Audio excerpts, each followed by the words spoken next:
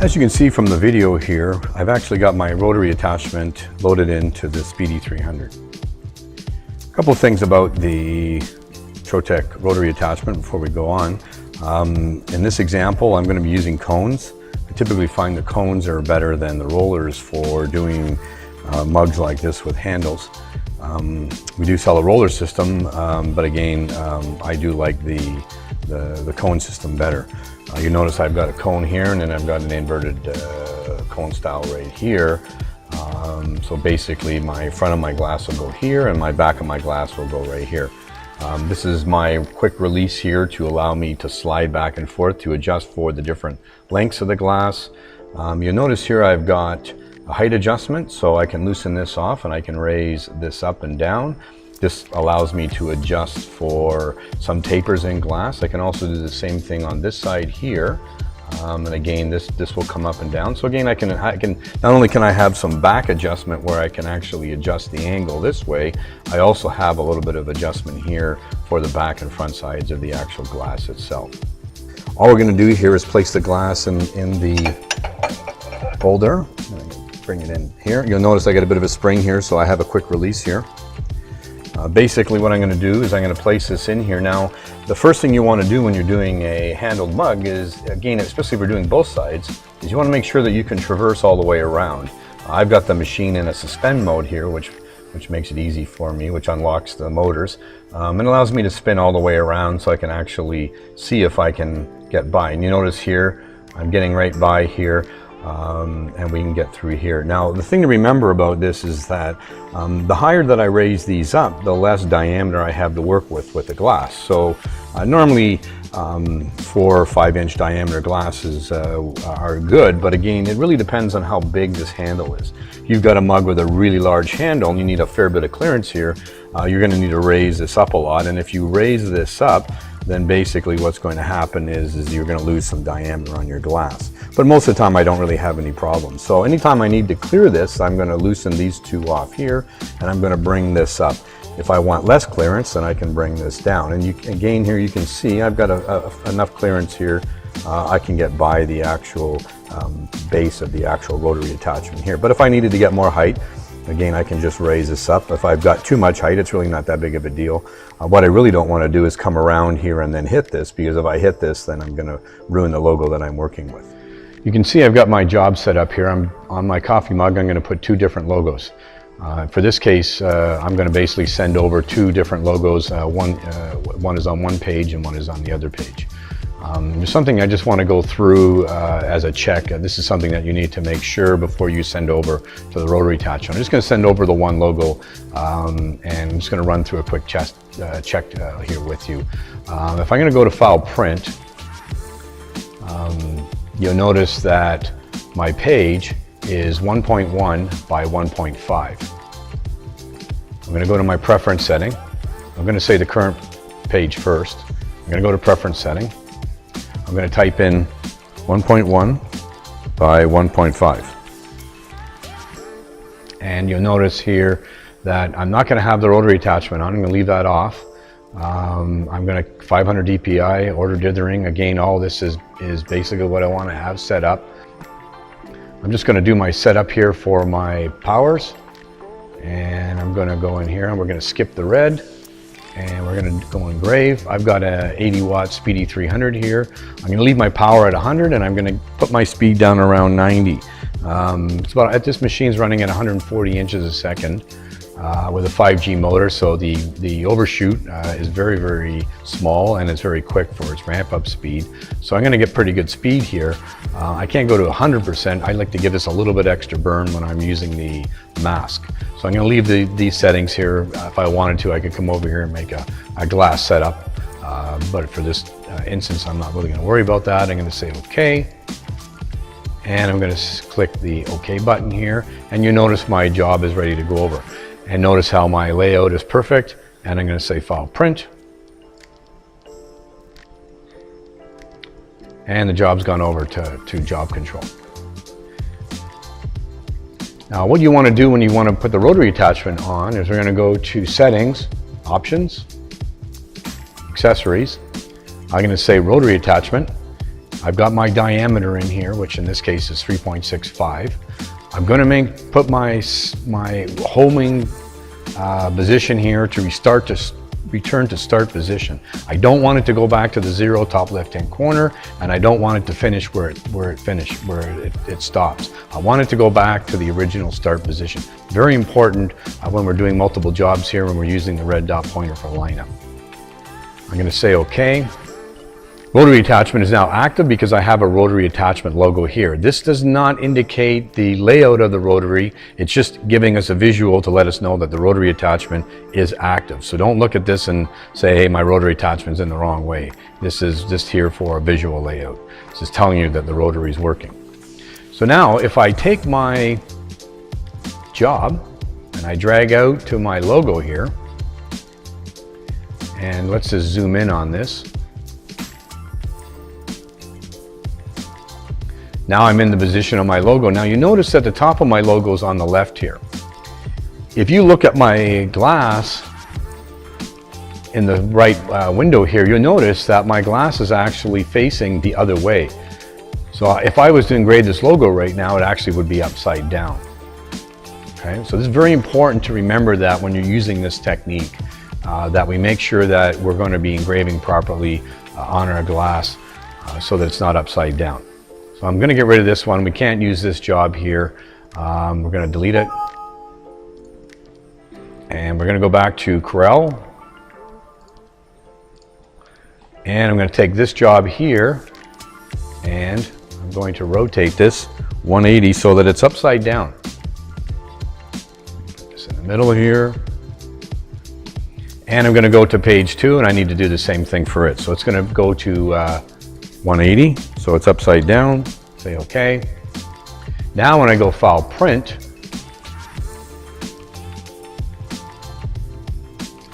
and I'm going to say Current Document, now I'm going to send over both pages at the same time. So I'm going to go over, I'm going to have page 1 will be the first logo and page 2 will be the second logo. And this is the way we're going to have to do this because I need to have 2 separate jobs so that I can bring them out and use the laser, the red dot pointer to line them up. So I'm going to go File, Print. And the jobs have been sent over to the laser machine. Okay, so let's come into Settings, Options, Accessories, Rotary Attachment. Here's my diameter setting, say OK. And again, we're active now.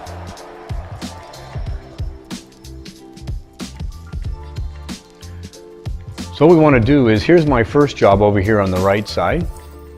I'm going to drag this out. And notice it flips, and you'll notice now that the job is perfectly lined up. And if I move this job, it snaps to the middle of where my red dot pointer is. Now this is important because if we look at our panel on our machine, you've got a keypad here. These 2 buttons here will force our head to go left or right, and these 2 buttons, which normally move our table up and down if we weren't using the rotary attachment, actually become the rotation of the rotary attachment. Okay, so when you plug in the rotary attachment, you're basically disabling the y-axis, and the y-axis becomes the turn of the mug. That's why if we were looking at doing a full wrap, we could do that by taking the circumference of the glass, which is the height of a page, multiply 3.14 times the diameter, and that will give us the circumference of the glass. If I press one of these buttons, this button forces the laser to go back to the starting position. This button forces it to go to the front. If I turn the power back on, so if I push this button, you notice the mug turning towards the back of the machine, and that's normally the way that it actually laser engraves. If I hit the top button, this forces the head to come to the back, come back to the starting position. This is my repeat button right here, so if I'm doing a whole bunch of jobs, I don't have to send over another job, I just have to press the repeat button and this will keep on repeating. So now what I want to do is, I want to take my glass, place it in, and let's get our job lined up. You notice on the screen that I've got the laser back to somewhere around where I think the middle part is. If I bring my logo up here and I let it snap, you notice how it snaps here. I have a little bit of space here. I could come up a little bit more here, but that's such a minor space there. If I wanted to, I could bring this up a little closer and then it wouldn't be any movement. So what's going to happen now, this is going to be a bit of turn and then the laser is going to start to engrave. If I put this right up here, there won't be any turn at all. I like to always have a little bit of a buffer here. And again, that's not a lot. It's basically going to be maybe a 1/16 of an inch or something in that case, which is very minimal in terms of our distance here. So again, I'm going to leave that like that. If it's really concerned to you, we can bring it right up to the top here if you want. What I'm going to do now is I'm actually going to set a starting position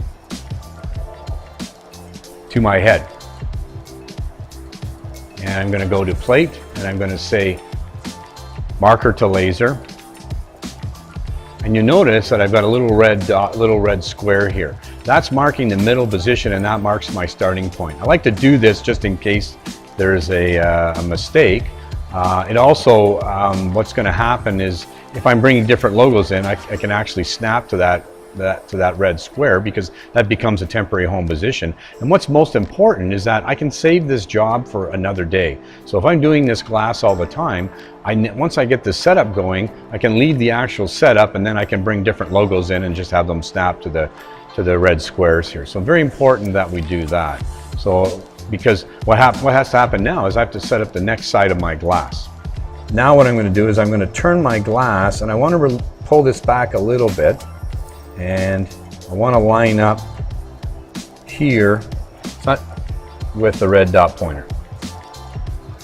Okay. Now what I want to do is I want to go and I want to find the next side. And I'm going to press that down arrow, which forces the glass to go all the way around. Not a big deal if I don't line up here. I'm more concerned about here. This is really more concerning for the here. I know my red dot pointer is in the middle, so I don't have to worry about that. All I got to make sure they've got enough mask up here to cover this off for the logo. If I zoom out here, you'll notice that the laser head is traversed down to the starting point here.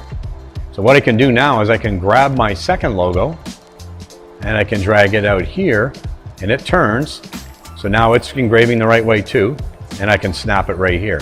And then for what I'm going to do is I'm basically going to marker to the laser, which the hotkey is F8.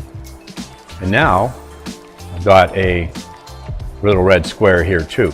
So if I move this away, let's go back up here. If I move this logo away, you notice that there's still the red square here and I can just snap off to that square. See how it just snaps right there? So that's right in the middle of my job and that's exactly where I want it to be. What I can do now is I can actually come in and I can actually save this job. So I can save as, and I can call this, say it's a Joe's Coffee. And I can say save.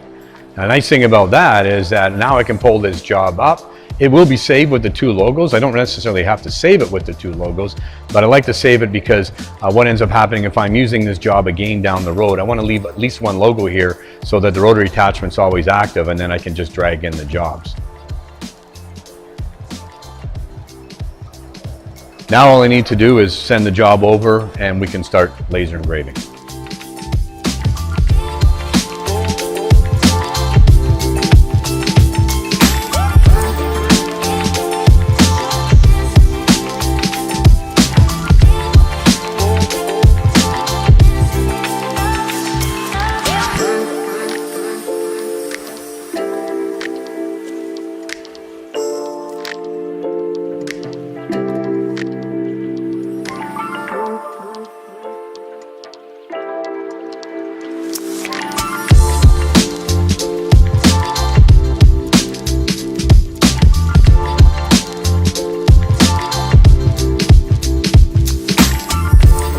So the nice thing about this setup is that with the machine coming back to the starting position, then it's easier for me to place the glass in and line it up.